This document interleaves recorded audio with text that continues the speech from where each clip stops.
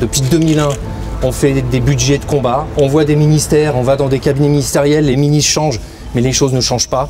Aujourd'hui, dans la période électorale, on a beaucoup parlé de péréquation, d'inégalité de territoire, de partager les richesses.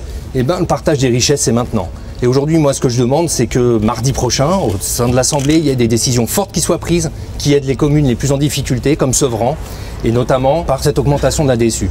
Donc aujourd'hui, on va passer à un autre cadre de l'action et de la lutte. Donc c'est pourquoi, en discutant avec mes collaborateurs, avec les élus, j'ai décidé d'entamer, de commencer dès maintenant, une grève de la faim devant l'Assemblée nationale pour qu'il y ait une vraie prise de conscience de l'ensemble de la classe politique, de droite et de gauche, pour comprendre que la situation ne peut plus durer et que les villes pauvres sont les plus fragilisées aujourd'hui par la crise et donc doivent être les premières aidées.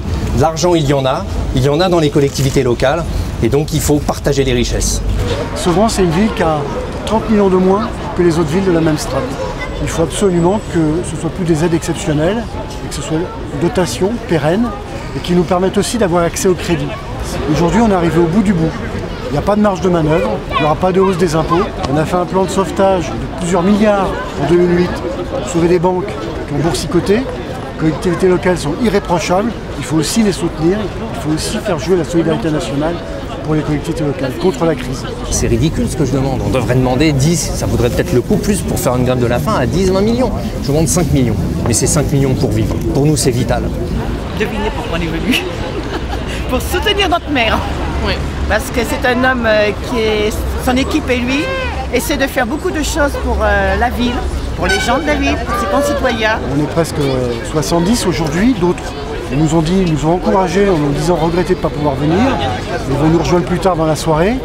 Ils vont revenir demain, ils vont soutenir jusqu'au bout le maire. Jusqu'au bout parce que c'est pas le maire seulement qui agit, c'est tous les Sevranais autour de lui. Il faut aussi qu'on arrive à créer demain des perspectives aux citoyens pour qu'ils puissent aussi avoir un avenir sur nos territoires. Comment on fait pour empêcher une ghettoisation? Si on construit simplement du logement et si derrière il n'y a rien, on construit des ghettos. Notre bataille depuis 10 ans, c'est de se battre contre la ghettoisation pour faire des vraies villes, des vrais territoires ancrés dans la nouvelle urbanité. On gère la ville de façon extrêmement serrée avec beaucoup moins de moyens. On a fait des pétitions, on s'est battu. Aujourd'hui, ça ne peut plus durer. Pour moi, c'est mon devoir. Je suis maire de la ville de Sevran. Cette action, c'est pour la ville. Très concrètement, je ne veux pas être celui qui n'a pas les emprunts de la Caisse des dépôts la semaine prochaine, c'est ce que j'explique partout, et qui fasse que des boîtes ne vont pas être payées, donc vont fermer. Voilà. Et ça va mettre encore des gens au chômage.